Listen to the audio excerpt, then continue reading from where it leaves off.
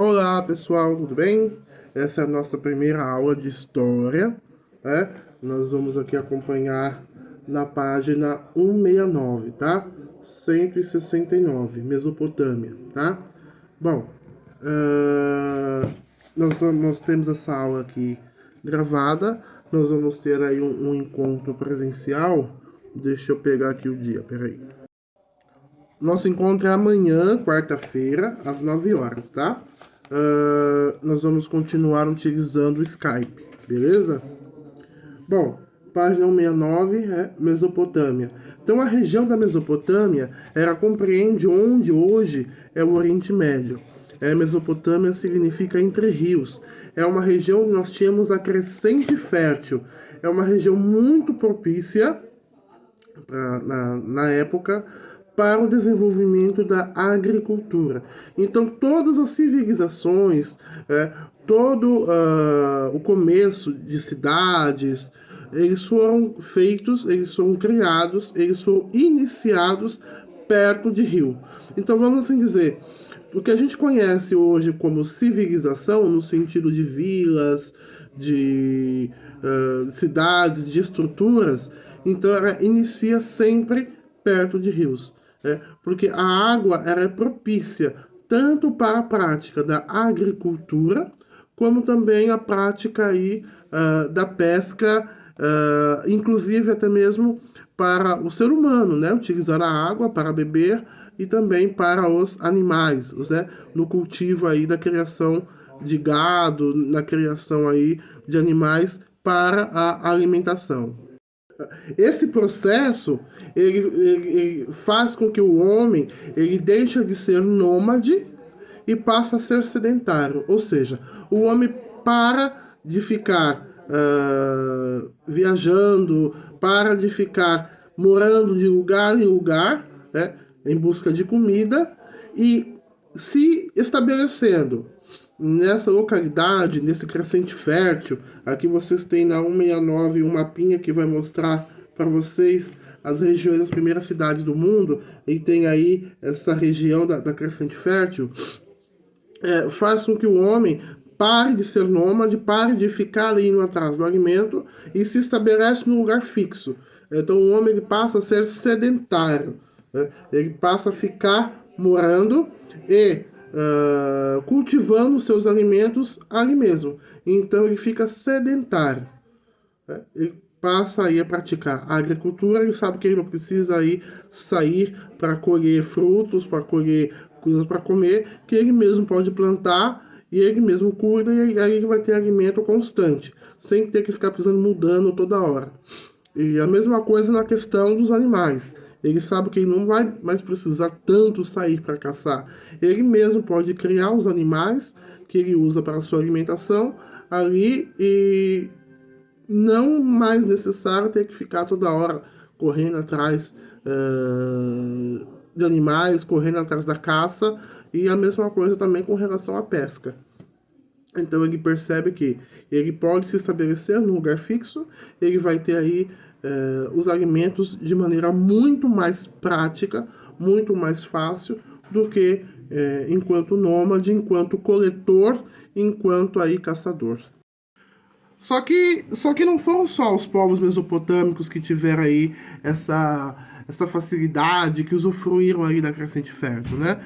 Também alguns povos, como os egípcios, a Palestina, a Fenícia, também eram regiões e civilizações que vão ser estruturadas próximos aí essas unidades, próximos aí aos povos mesopotâmicos e próximo aí a crescente fértil.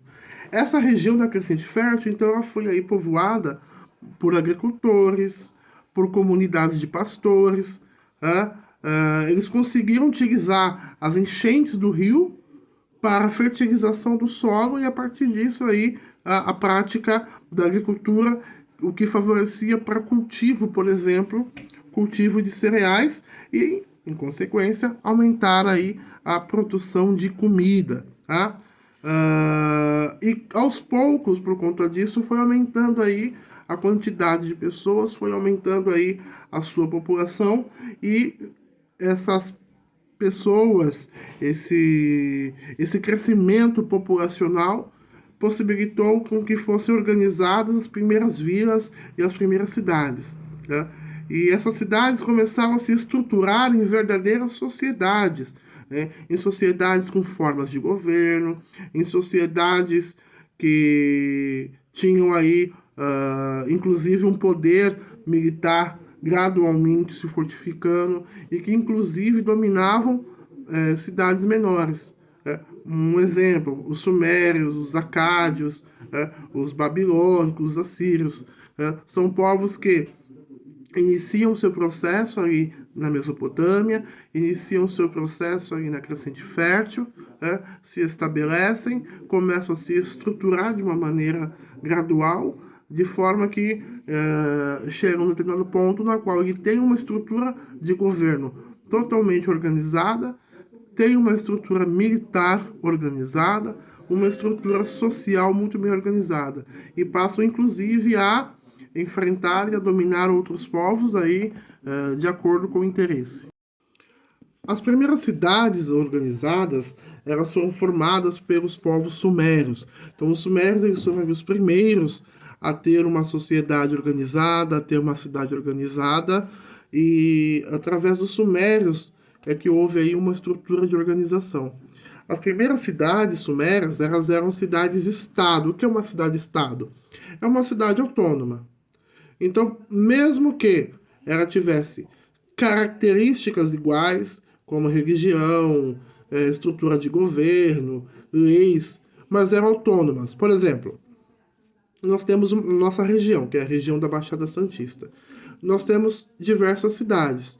Cada cidade, ela é autônoma.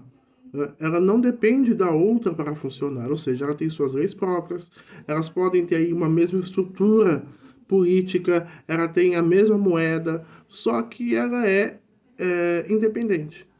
São cidades-estados, são cidades na qual elas têm aí toda uma estrutura, ela tem um governo próprio, ela tem aí é como se fossem mini países. Hoje, por exemplo, nós temos um exemplo que é a cidade-estado do Vaticano.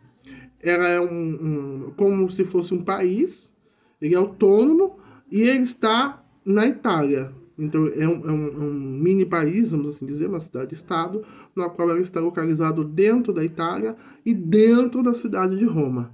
Então, na cidade de Roma, ela tem toda a sua estrutura da própria cidade de Roma, mas naquela parte, daquele território, a partir daquela delimitação, pertence à cidade-estado do Vaticano, e nem a polícia romana e nem a italiana, elas têm autoridade sobre a cidade-estado do Vaticano. Então, só para vocês terem aí uma base do que é uma cidade-estado. É uma cidade completamente independente. Então, nessas primeiras cidades organizadas, estruturadas, nós temos aí as cidades-estados aí formadas pelos sumérios. Tá? Essas cidades-estados sumérios, elas foram aí dominadas pelos acádios, aí por um pouco mais de 2000 anos antes de Cristo. Tá? Só que a estrutura dos acádios, acadianas, era uma estrutura frágil, não era uma estrutura forte, eles não tinham aí uma experiência, uma estrutura política muito forte. Fez com que, anos depois, os acádios puderam reconquistar as suas cidades-estados, aí por volta de 2100. Então, eles conseguem reaver algumas cidades-estados e as outras cidades que eles não conseguiram reaver, os acadianos perderam também para os amoritas, que fundaram o primeiro Império Babilônico. Então, algumas cidades-estados foram reconquistadas e outras foram conquistadas aí dos acádios pelos amoritas, que vão fundar o primeiro Império Babilônico, e nós vamos ver que ele se divide em dois. Esses amoritas, esse primeiro Império Babilônico, nós vamos ver um personagem chamado o rei Hammurabi, na qual ele vai estruturar o Império Babilônico com uma série de leis. Ele vai dividir o Império Babilônico em classes, e nós vamos ter aí o Código de Hammurabi, que é aí um conjunto de leis, onde nós vamos ter, por exemplo, a lei do olho por olho e dente por dente.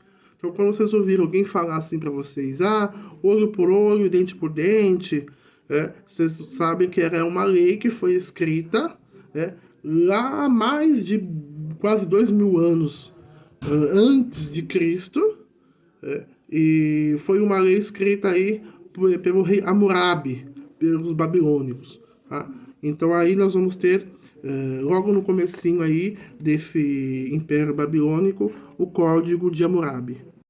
Essa lei aí, lei de Talião, né, que é chamada de olho por olho e dente por dente, ela incitava, por exemplo, se alguém matasse o filho de alguém, essa pessoa que teve o seu filho morto, ela tem o direito de matar o filho daquela pessoa que matou o seu filho.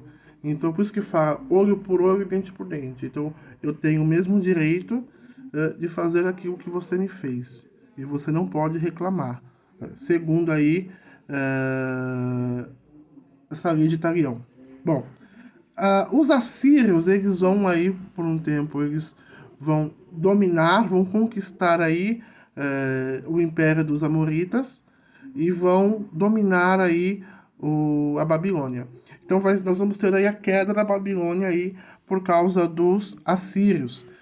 E eles tinham um exército muito forte e conquistaram diversas cidades.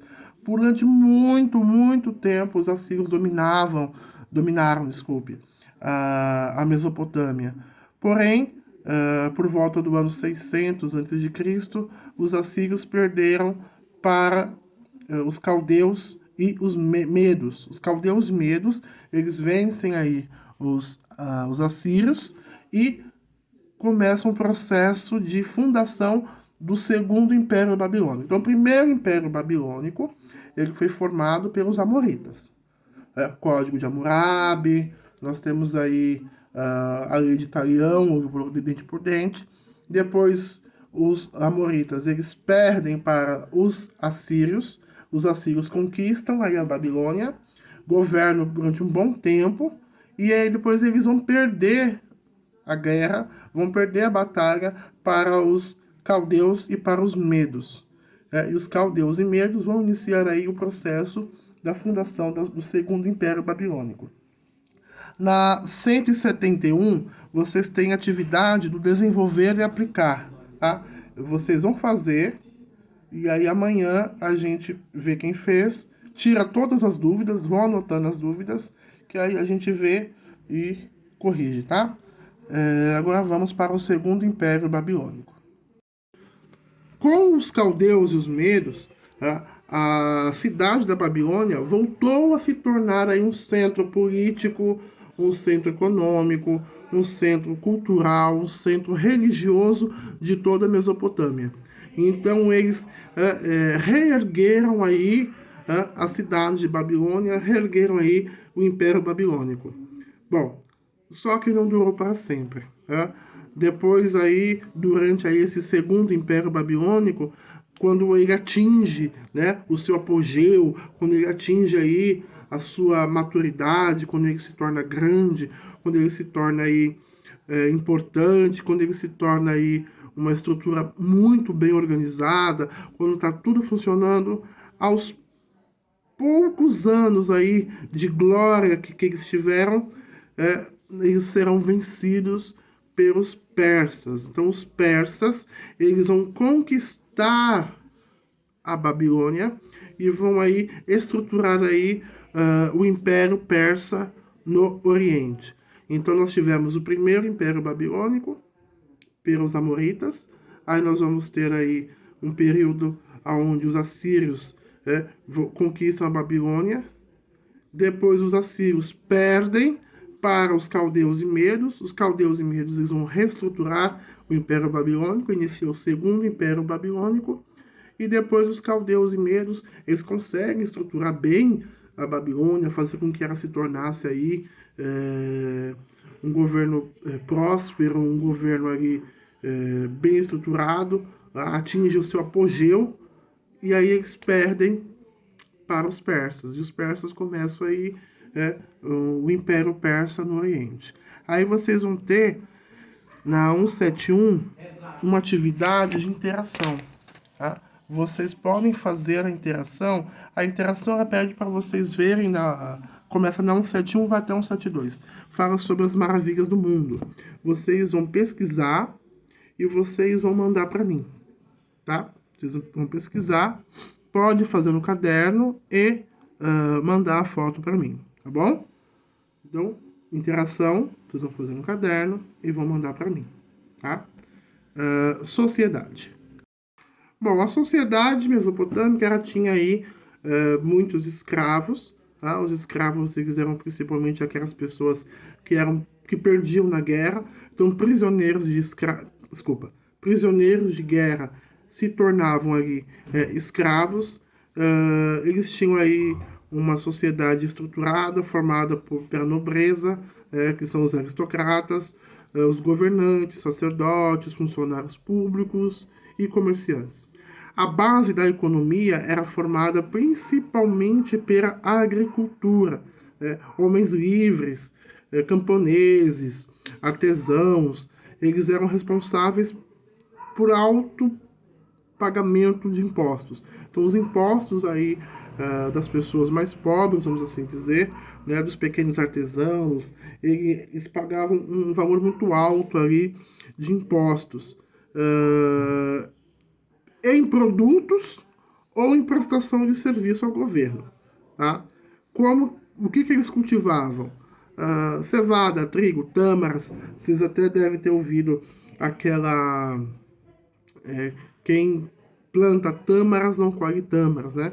Antigamente aí demorava aí cerca de 100 anos para poder dar frutos, né? Hoje já não demora tanto assim.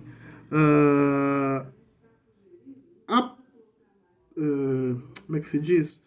O contato com outros povos, né, da Arábia, como Índia e do Golfo Pérsico, fez com que o comércio começasse a se desenvolver na Mesopotâmia. Porque até então, na verdade, era mais a agricultura, né, artesanato, etc.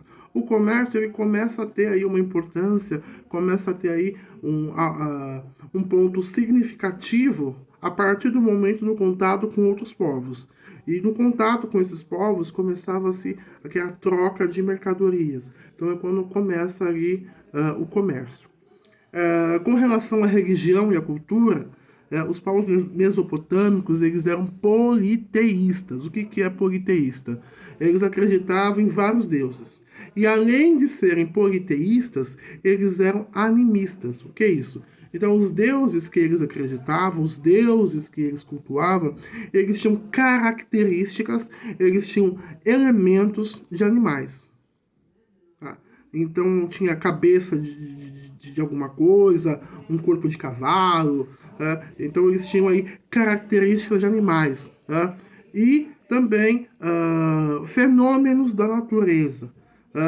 Como, por exemplo, a deusa deles era a deusa Sim, que representava a lua. Deusa Sim representava a lua. Enki-Eka era o deus dos rios. Então, assim, os elementos da natureza e características de animais. Eles eram politeístas. Quem acredita em um deus é monoteísta. Quem acredita em vários deuses é politeísta, tá? Agora, uma característica importante aí, falando dos povos mesopotâmicos, foram através dos sumérios, os principais povos mesopotâmicos foram os sumérios que inventaram a escrita. Então, o surgimento, a criação da escrita, não como a gente conhece hoje, mas ela foi criada pelos sumérios. Na 172, vocês têm até uma fotozinha de uma tabuleta suméria, escrita pelos sumérios. A escrita que eles inventaram era mais cheia de traços. É importante salientar que a história ela inicia a partir do surgimento da escrita. Então, quando a escrita surge, aí inicia a história. Tudo que aconteceu antes do surgimento da escrita, nós chamamos de pré-história, ok? Então, a partir do surgimento da escrita, nasce a história. Tudo que aconteceu antes do surgimento da escrita faz parte da pré-história. Desculpa, eu tô com uma coceira no nariz hoje. Então, os sumérios são os responsáveis aí pela criação da escrita. Não só a escrita, mas também o desenvolvimento da astronomia, o desenvolvimento da matemática também foram feitos pelos sumérios. Tudo isso por conta principalmente aí de uma organização política. Então eles viam a necessidade, por exemplo, de registrar o que eles tinham em estoque. Como que eles vão escrever, como que eles vão ter um controle aí de estoque? Através da escrita. Aí quando eles inventaram o alfabeto ali de acordo com os traçados, né? Também a matemática, a álgebra, tudo isso foi desenvolvido principalmente para o comércio, né? Porque havia a necessidade de fazer ali contas matemáticas, né? Havia a necessidade de um controle comercial, de um controle daquilo que eles faziam. Ali a tabela de pesos e medidas, a divisão do ano em 12 meses lunares pela astronomia. Então, aos sumérios nós devemos aí muita coisa. Digamos que o nosso desenvolvimento no sentido da escrita, da matemática e etc., foram aí dado o pontapé. Não é o pontapé inicial, porque os povos mais antigos também já tinham alguma coisa nesse sentido. Mas, de maneira mais efetiva, mais significativa, nós temos aí com os povos sumérios, na questão da estrutura e na organização. Bom, pessoal, ainda vocês têm uma atividade na 173, 173, eu falando na aula de história, tá? Vocês façam. Então, vocês têm a 173, vocês têm a 171 para fazer na apostila e a 172, que começa na 171 também, que é a interação para fazer no caderno, ok? Um beijo, fiquem com Deus, juízo, até amanhã, se Deus quiser. Tchau, tchau.